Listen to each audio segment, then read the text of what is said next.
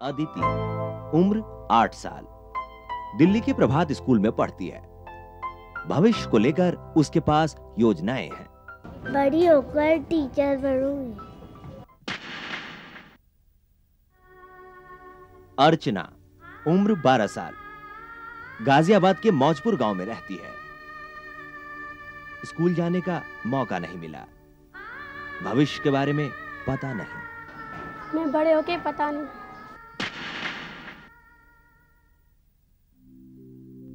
भारत में अदिति जैसे बच्चों की संख्या बहुत कम है, जबकि अर्चना जैसे बच्चे बड़ी तादाद में मिल जाएंगे।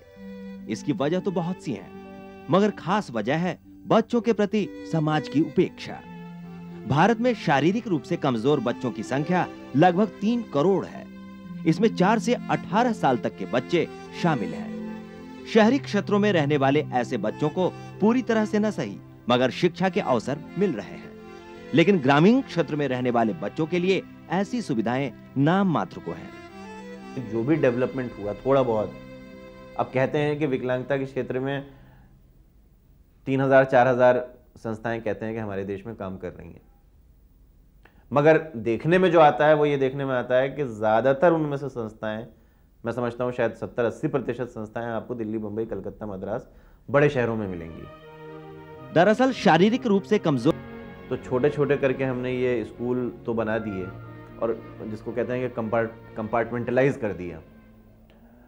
उसका नतीजा ये हुआ कि आज तो भारत सरकार भी इस बात को मानती है, मिनिस्ट्री ऑफ HRD ने अपनी जो रिपोर्ट्स हैं उसमें अब ये बात मानी है कि 1% से भी कम विकलांग बच्चों को शिक्षा मिल पा रही है। वैसे पोलियो से प्रभावित बच्चे अब सामान्य स्कूलों में ही शिक्षा प्राप्त कर रहे हैं।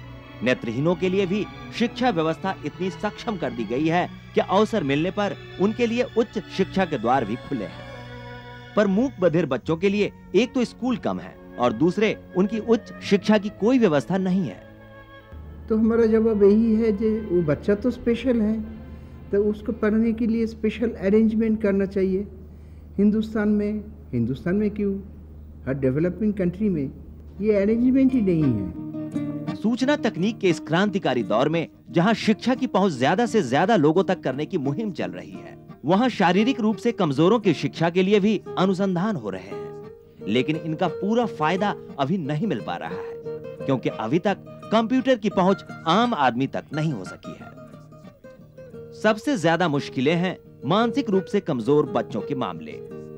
समाज में एक आम धारणा है कि मानसिक रूप से कमजोर बच्चे कभी भी सामान्य बच्चों की तरह नहीं हो सकते। ऐसे बच्चों को सिर्फ जरूरत होती है विशेष शिक्षा और देखभाल की। इसके लिए एक समस्या है ट्रेंड शिक्षकों की कमी।